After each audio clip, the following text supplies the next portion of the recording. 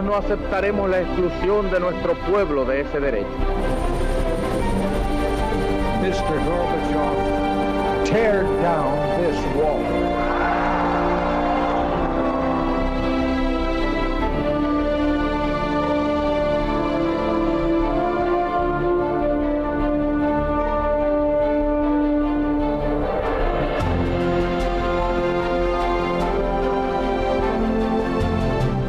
Buenas noches, señoras, caballeros. Bienvenidos a Tiempos Modernos. Después de 40 años de adoctrinamiento en las escuelas, tanto autonómicas como... en realidad todas son autonómicas, ¿no? Y quizás ese sea el problema precisamente. Hemos llegado a pensar que hay lugares de España que en realidad no han formado parte de la historia de España. El País Vasco, Cataluña, por ejemplo. La realidad, sin embargo, es exactamente toda la contraria. Y en el caso del País Vasco, de forma muy particular. Hoy, lo que se vende por ahí para más de una generación es que lo vasco tuvo una existencia siempre al margen, periférica. No es verdad. La historia de España es incomprensible sin la historia de los vascos dentro de España. Y de eso vamos a hablar hoy. Empezamos.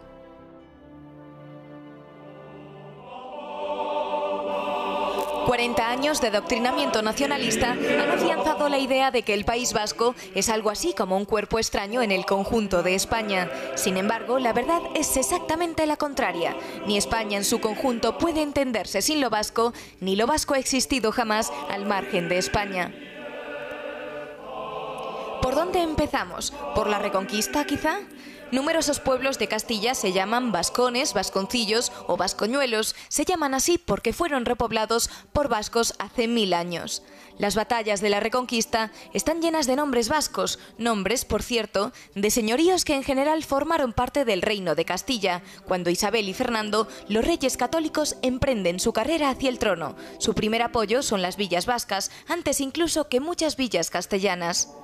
La conquista de América es igualmente un episodio plagado de nombres vascos: Andagoya, Garay, Martínez de Irala, Ruiz de Gamboa, Cristóbal de Oñate, como las grandes navegaciones que abrieron los océanos. Ahí están Elcano y Urdaneta, entre otros muchos. O Legazpi, el conquistador de las Filipinas, que era guipuzcoano de Zumárraga. La Compañía de Jesús, determinante en la vida de la Iglesia española y universal, la funda un hombre de Azpeitia, que había sido soldado de la corona de Castilla, Ignacio de Loyola. Era vasco de Pasajes el gran Blas de Lezo, el defensor de Cartagena de Indias. Era vasco de Motrico el marino Churruca, héroe de Trafalgar.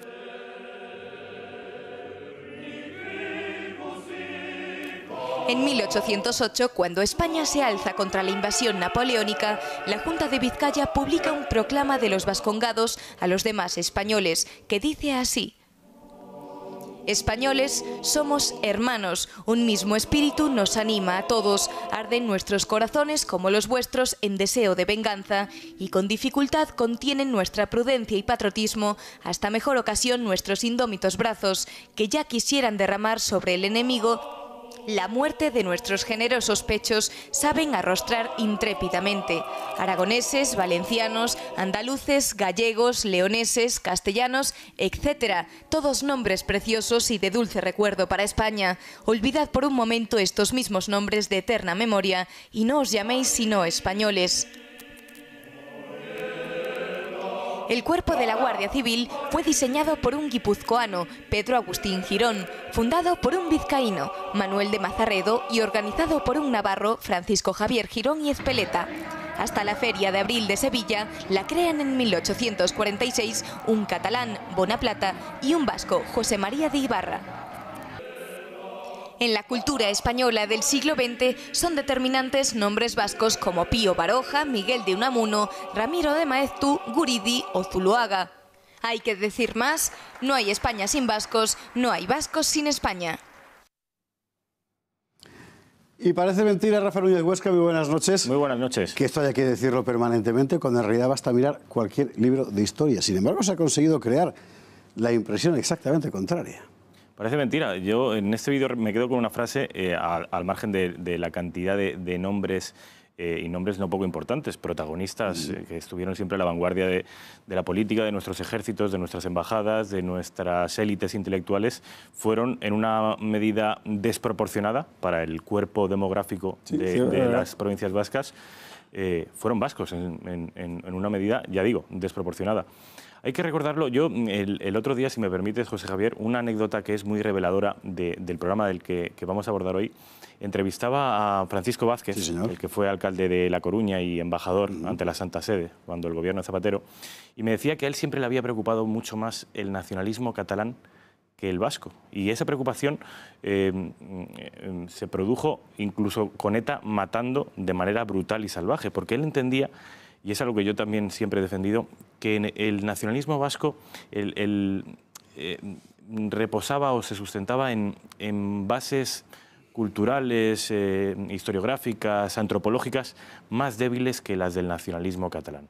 Y que de alguna manera, siquiera inconsciente, los vascos mantenían y mantienen una vinculación con la corona castellana, con Castilla, con el proyecto nacional español, que es más consolidado, se ha forjado en una forja más poderosa que la que une a los catalanes con el resto de españoles, que también, por supuesto, lo son en gran medida, pero Miguel de Unamuno decía, soy vasco y como vasco doblemente español. Es decir, anécdotas hay para aburrir. Contaba una anécdota deliciosa Fernando Savater en los primeros años de la democracia, que se fue a Argentina con una delegación del PNV, creo que era el primer gobierno autonómico con la democracia, y se presentaban allí los gerifaltes PNVistas en Buenos Aires, todos con sus apellidos vascos, y diciéndole al público bonaerense, al público porteño, que se imaginarán o comprenderán ustedes que con estos apellidos tan extraños nosotros somos cualquier cosa menos españoles. ¿Y cuál fue la sorpresa de los gerifaltes PNVistas cuando el auditorio rompió a reír de una manera enorme, porque precisamente vinculaban todos esos apellidos, Echevarría, Mendieta, todos claro, estos eran la quinta esencia de lo español para los argentinos y en realidad para todos los hispanoamericanos. Entonces, hasta ese punto, la vinculación entre lo hispánico, bueno, entre lo hispánico, ¿quién fueron los padres del concepto de hispanidad? Zacarías de Vizcarra, por ejemplo. Ramiro de Maeztu, un alavés. Es decir, busquemos donde busquemos, y aquí, hablando de cosas muy diferentes, hemos ido saltando de un ejemplo a otro, y siempre aparecen los vascos por todos sitios, ya sea en los ejércitos, en la milicia, en la cultura, en la política, en nuestras embajadas. Siempre están los vascos y ya digo, de una manera desproporcionada para lo pequeño que... Y en los gobiernos de Franco, debo decir también, por cierto. Bueno, los gobiernos de Franco, sí, por supuesto. Entre otras cosas. Pero fíjate tú lo interesante que es eso, porque es que es una evidencia histórica, es decir, esto es objetivamente así. Sin embargo, tú eres capaz de construir una conciencia completamente contraria sobre la base de negar la evidencia, que es lo que se ha hecho en los últimos años en España, muy particularmente en el sistema de educación. Quizá porque el sistema de educación se ha puesto al servicio de aquella gente que está particularmente interesada en subrayar lo que nos separa, para administrar su pequeña parcela, en lugar de subrayar lo que nos une para construir una comunidad. Y eso en nuestra tierra valenciana, por cierto, también lo estamos viviendo. Lo estamos viendo ahora, es un proceso en el que llevamos 20 años de demora, pero está empezando a construirse. Y es triste, es lamentable, porque hay algunos nacionalistas vascos que prefieren renunciar a la historia, a una historia gloriosa en casi todos los órdenes, a tener esa historia, pero que esté vinculada a la idea de España. Es decir, todos estos marinos, sobre todo intelectuales, ya sea los de la generación del 98, Pío Baroja, Unamuno, Maeztu, ya sea Urdaneta, ya sea Blas de Lezo, ya sea Ignacio de Loyola, como todos estuvieron imbricados de una manera evidente al proyecto nacional español, lo que se hace es renunciar a ellos. De manera que renunciamos a nuestra historia. Renunciamos a nuestra historia previa a Sabino Arana. Antes de Sabino no hubo nada. Cuando lo que hubo es probablemente una de las historias más fascinantes de la Europa occidental. Estuvieron siempre a la vanguardia de nuestros proyectos. Una de las definiciones más hermosas que yo he escuchado nunca sobre qué es España es: España son los marinos vascos y las naves castellanas. España es eso. Es el País Vasco financiando proyectos plus ultra, proyectos para conocer el más allá, y esos proyectos estuvieron casi siempre capitaneados por ese pueblo antiguo con un idioma que nadie sabe dónde hunde sus raíces y que se dedicaban a cazar ballenas. Bueno, pues ese pueblo antiguo se vinculó de manera voluntaria a la corona castellana, cosa que no ocurrió, por ejemplo, en 1512 con Navarra, que hubo que pelear, hubo guerras. Un proceso de agregación nacional, de construcción nacional, incluye también este tipo de cosas. Bueno, pues en el caso de las provincias vascas, que nunca fueron una unidad política hasta el siglo XX, las provincias vascas se unieron deliberadamente al proyecto nacional español y lo lideraron. Eligieron con frecuencia a Castilla, bueno, con frecuencia no, casi siempre, a Castilla frente a Navarra, porque la corona castellana le aseguraba una mayor libertad foral, etcétera, que la Navarra, pero desde los tiempos de la Edad Media, ¿no? Es exactamente así. Y ahora, mi querido Rafa, ¿esto tiene otra solución que no sea la de que la nación de todos recupere competencias en materia de educación y de cultura? Yo, José Javier, te tengo que confesar, y tengo que confesar a los televidentes, que le veo muy difícil solución a esto. Porque para revertir este proceso de ingeniería social, que no es otra cosa que un gigantesco proceso de ingeniería social, para revertirlo haría falta, en primer lugar, voluntad. Y de los 350 diputados que hoy sientan su trasero, con perdón, en el Congreso de los Diputados, en las Cortes Generales, no hay ni uno solo que sea partidario de siquiera recuperar una de las competencias nucleares que configuran una nación, que es la educación. No hay ni uno solo. El debate está en si seguimos descentralizando más o si seguimos descentralizando mucho más. Bien. De manera que yo no veo que esto se pueda revertir a corto plazo. Y quizá si alguien tuviera la intención de revertirlo a medio o largo plazo podría ser demasiado tarde. Demasiado tarde, ¿verdad? Es probable. Pues en lo que a nosotros concierne, el mensaje en todo caso lo hemos de lanzar, y lo hemos de lanzar muy particularmente a los ciudadanos vascos, tanto los que se sienten españoles como los que han llegado a la conclusión errónea de que no lo son. Y decirles algo, decirles que se miren simplemente. Decirles que abran los libros, que los mejores intelectuales, no solo vascos, sino de España, fueron siempre furibundamente contrarios al nacionalismo vasco, por entenderlo una ideología ajena y hostil a lo verdaderamente vasco.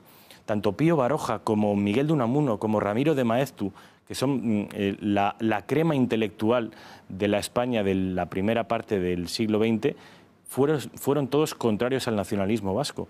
Indalecio Prieto, que era un izquierdista de pro, a él le debemos también gran parte de la contención de la ideología nacionalista a principios del siglo XX. No hay ni una sola figura vasca que haya seguido la doctrina de Sabino Arana que haya destacado en casi nada. Todos los vascos fueron grandes cuando se unieron al proyecto nacional español que los unía, como bien dice aquella proclama de 1812, al resto de valencianos, de asturianos, de catalanes, de gallegos. Ahí es cuando el pueblo vascongado brilla. El nacionalismo, en fin, solo es una ideología, la historia es otra cosa, y los vascos y las vascas, que diría un Endacari, también. Rafa Núñez Huesca, muchísimas gracias. Gracias, José. Y a ustedes, como siempre, muy buenas noches, gracias por estar ahí y hasta la próxima.